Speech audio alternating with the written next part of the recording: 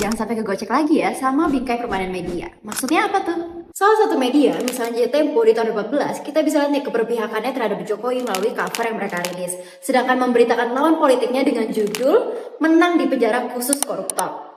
Ini yang disebut dengan framing media atau bingkai yang dibentuk oleh media.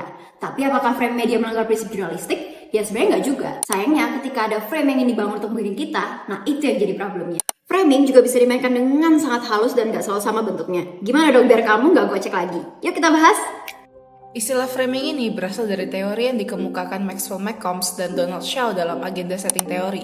Teori ini berfokus pada kemampuan media untuk mempengaruhi prioritas dan pentingnya topik dalam opini publik. Dalam teori ini terdapat priming dan framing. Simpelnya, priming itu penonjolan isu-isu, sedangkan framing itu membingkai pesan-pesan media atau cara memanipulasi informasi. Cara media melakukan framing. Yang pertama, berita sesuai fakta, tapi dibungkus dalam sudut pandang tertentu. Misalnya berita mengenai calon presiden A yang menang di TPS yang berada di penjara khusus koruptor.